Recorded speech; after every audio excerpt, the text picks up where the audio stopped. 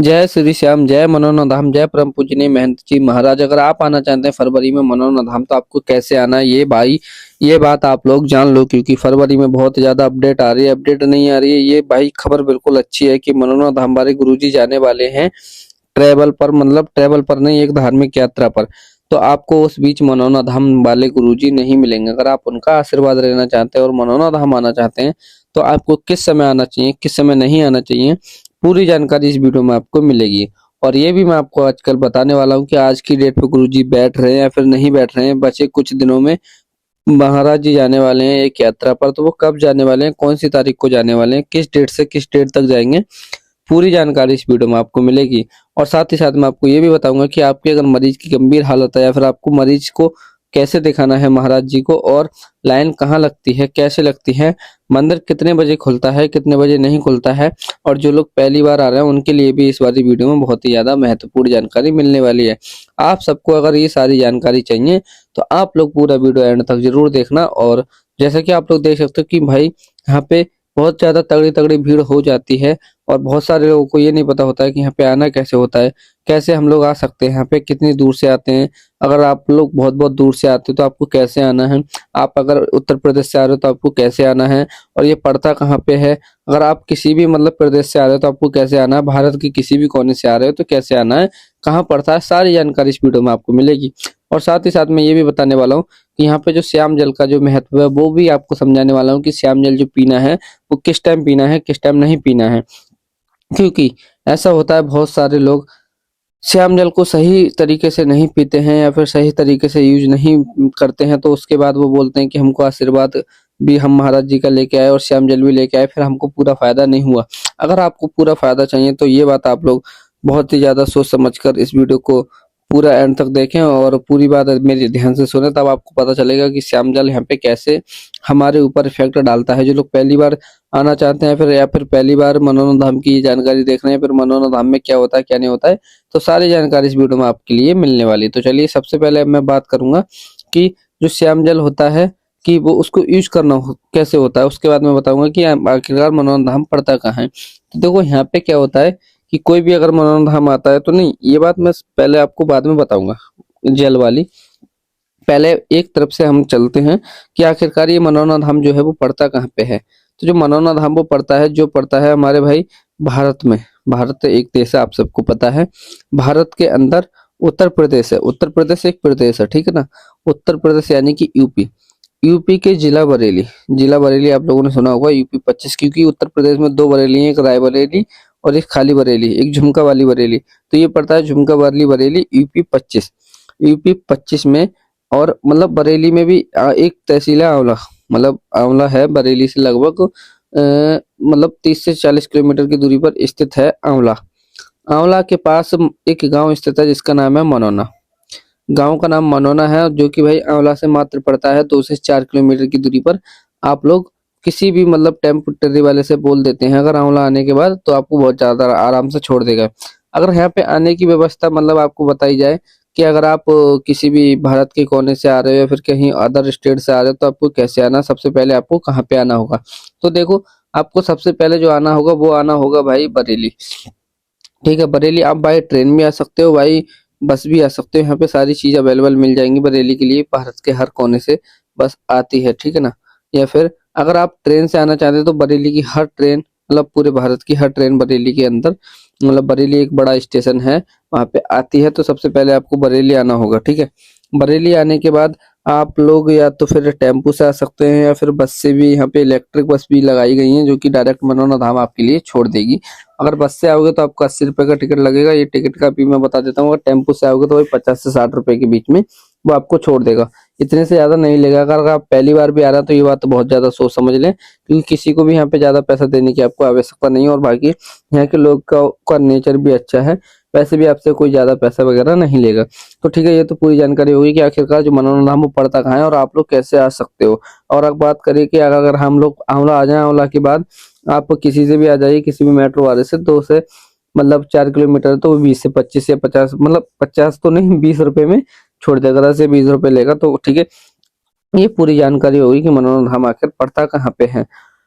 अब हम बात करेंगे कि भाई मंदिर की टाइमिंग जो यहाँ पे रहती है वो क्या रहती है। उससे पहले हम बात करेंगे कि भाई महाराज जी के बारे में सभी लोग जानना चाहते हैं। मेन इंपॉर्टेंट बात है कि सबको चाहिए जानकारी यहाँ पे महाराज जी के बारे में, क्योंकि जो भी यहाँ पे आता है वो महाराज जी की आस लेके आता है। तो सबसे पहले अगर आप लोग मनोरंजन धाम आए और आपको महाराज जी का ही आशीर्वाद न मिला या फिर महाराज जी के बारे में कुछ नहीं पता चला, तो आपका यहाँ पे हो जाएगा बिल्कुल दिमाग खराब। तो इसलिए चलिए सबसे पहले मैं आपको बात करता हूँ महाराज जी के बारे में। तो चलिए महाराज जी किस टाइम बैठते हैं, किस टाइम नहीं बैठते हैं, मरीज को कैसे देखते हैं, कैसे नहीं देखते हैं, श्याम जल कैसे पिलाते हैं, श्याम जल को कैसे देते हैं, कैसे पढ़ते हैं, सारी जानकारी इस वीडियो में आपको देने वाला हूँ। तो चलिए अब मैं आपको बताता हूँ कि यहाँ पे महंत जी महाराज जो बैठते हैं वो किस टाइम बैठते हैं।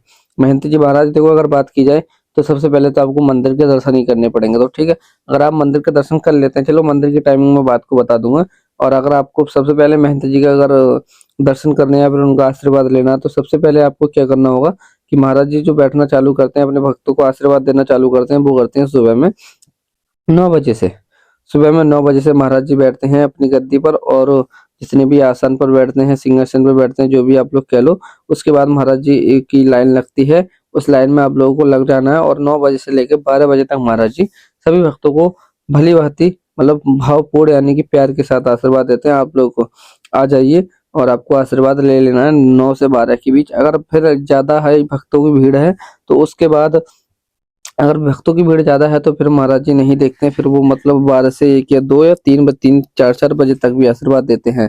क्योंकि महाराज जी किसी को यहाँ से अगर कोई इतनी दूर से आ रहा है तो उसको निराश नहीं भेजते हैं, वो कोशिश करते हैं कि ज्यादा से ज्यादा भक्तों को आशीर्वाद दे पाए। ठीक है, ये तो हो गई मॉर्निंग टाइम में टाइमिंग की। महंत जी इस टाइम से इस टाइम तक आशीर्वाद देते हैं। ठीक है, और अगर बात करी जाए कि आप लोग अपने मरीज को कैसे दिखा सकते हो, अगर आपको मरीज को दिखाना है तो आपके लिए क्या करना होगा, यहाँ पे टोकन लेना होगा। टोकन आपको तभी मिलेगा जब आपके मरीज की गंभीर हालत है या फिर आपके मरीज की हालत ज्यादा खराब है, तभी आपको टोकन मिलेगा, अन्यथा आपको टोकन नहीं मिलेगा।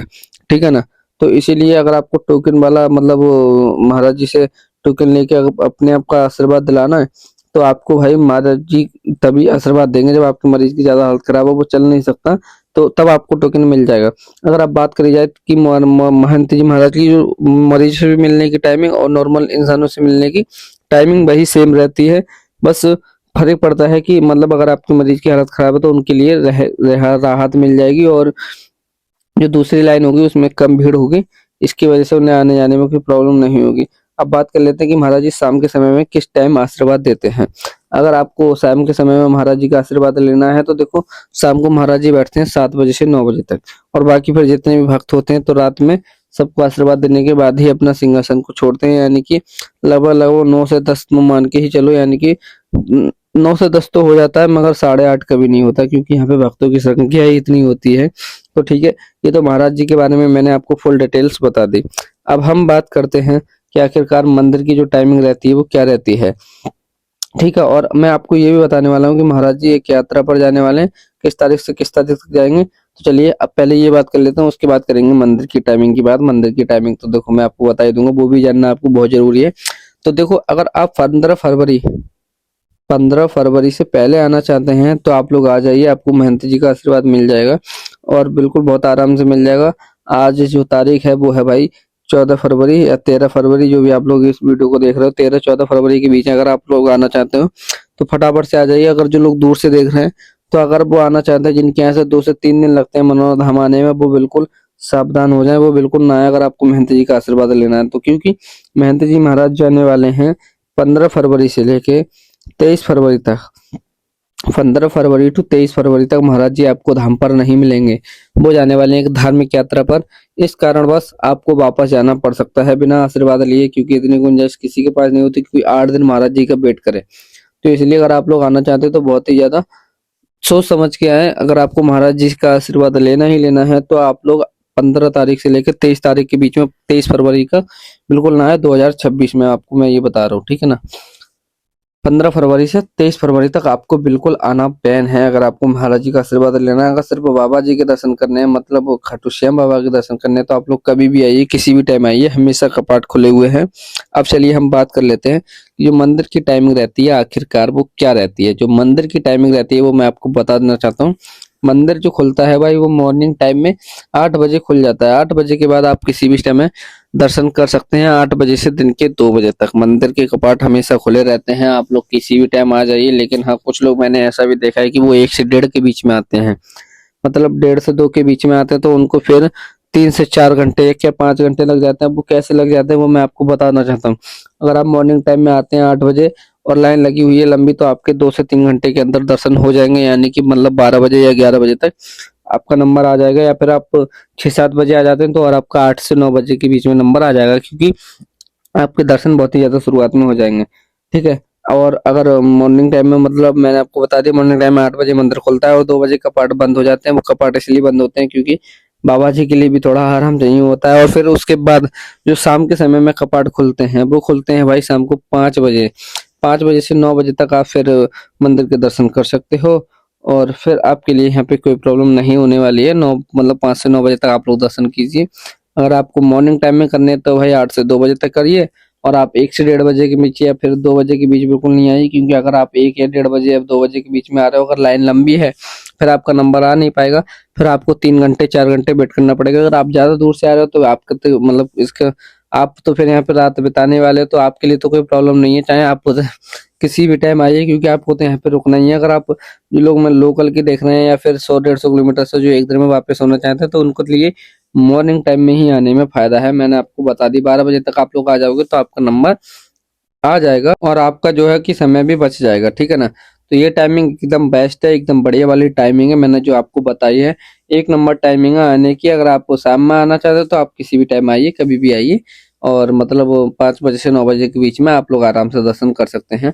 अगर अब हम बात कर लेते हैं कि यहाँ पे जो लोग बहुत दूर से आते हैं तो उनके लिए रहने की, खाने की, नहीं, नहीं, नहीं, अब बात होगी कि श्याम जल कैसे मिलता है, कैसे पीना होता है, श्याम जल कैसे हमारे ऊपर इफ़ेक्ट डालता है, कैसे वो हमारी बीमारियाँ खत्म करता है, या फिर कैसे हमारे जीवन में मतलब वो बर्ताव लाता है, या फिर बर्ताव मतलब बदलाव लाता है, सॉरी।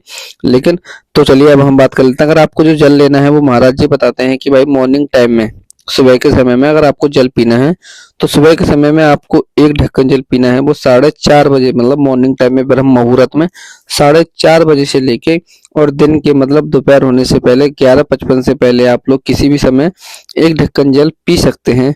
और अगर कोशिश करें कि आप मॉर्निंग टाइम में जितना पियोगे 4:30 के बाद, मतलब 6, 7, 8, 9 बजे तक, 10 बजे तक, 11 बजे तक आप लोगों को पी ही लेना है उसके, तभी वो आपको ज़्यादा फ़ायदा देगा। और जो भी आपकी मर्ज़ है या फिर जो भी आपकी बीमारी है उसमें भी राहत देगा, या फिर आप कोई मनोकामना लेके बैठे हैं मन में या फिर वो करना चाहते हैं पूरी, तो उसमें भी ये पूरा आपके लिए फ़ायदा देगा। तो ये है मनोरम धाम के जल के फ़ायदे, और आपको कैसे यूज़ करना है मैंने आपको बता दिया। इस टाइमिंग से इस टाइमिंग तक आप लोग अगर ऐसा करते हो जैसा महाराज जी बताते हैं तो वो आपके जीवन में बहुत ज़्यादा बदलाव लाएगा। अन्यथा आप चाहे फिर कुछ भी कर लें, चाहे 1 बोतल ले जाएँ, 2 बोतल ले जाएँ, उससे इफ़ेक्ट नहीं पड़ने वाला। अगर आप सच्ची श्रद्धा से 1 बोतल ले जाएँगे और सच्ची श्रद्धा से उसको पिएँगे तो आपके लिए एक ही जल अमृत के समान हो जाएगी, आपके सारे बिगड़े काम बना देगी, ठीक है ना? जय श्री श्याम, जय मनोरंजन। अगर आपको और भी कोई अपडेट चाहिए, नहीं, नहीं, नहीं, अभी तो अपडेट आप लोगों को चाहिए होगी, क्योंकि क्या अपडेट चाहिए होगी मैं आपको बता रहा हूँ। क्योंकि यहाँ पे बहुत सारे लोग आते हैं और रुकने खाने-पीने का पूछते हैं कि यहाँ पे रुकते कैसे हैं, फिर खाते कैसे हैं, पीते कैसे हैं, आपको क्या-क्या, कैसे-कैसे मिलता है, कैसे नहीं मिलता है खाना-पीना। तो देखो अगर मॉर्निंग टाइम में, मतलब मॉर्निंग टाइम में, और इसमें टाइमिंग कोई मैटर नहीं करती, क्योंकि बुक का कोई टाइम नहीं होता।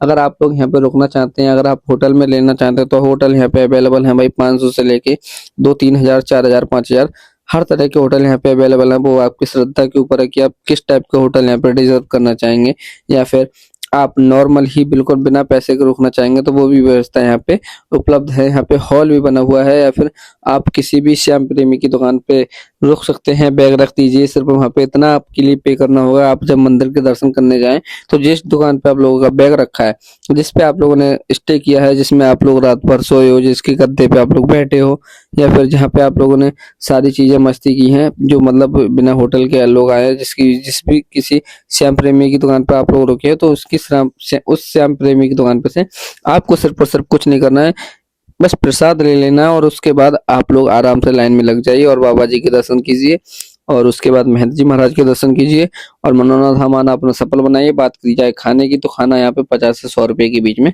आपके लिए मिल जाता है। 50 से 100 के बीच में आप लोग पेट भर जाएगा। जो भी मतलब मिडिल क्लास या फिर नॉर्मल लोग होते हैं, बाकी अगर जो अच्छे हैं घर से, फिर जो 5 स्टार होटल वाले या फिर होटल में जो रुकना चाहते हैं, उनकी तो भाई कोई सीमा नहीं, चाहे वो 1000 खर्च करे या फिर 100, मतलब हर तरह के यहाँ पे व्यवस्था अवेलेबल है। तो ठीक है, जय श्री श्याम, जय मनोरंजन, जय परम पूजनीय महंत जी महाराज, महंत जी महाराज। और अगर आपको कोई भी जानकारी चाहिए मनोरंजन धाम की, तो आप लोग कमेंट सेक्शन में जरूर बता देना। ठीक है, मिलते हैं, मैं आपको यहाँ की सारी जानकारी देता रहता हूँ मनोरंजन धाम से रिलेटेड। जय श्री श्याम, जय मनोरंजन धाम, जय परम पूजनीय महंत जी महाराज।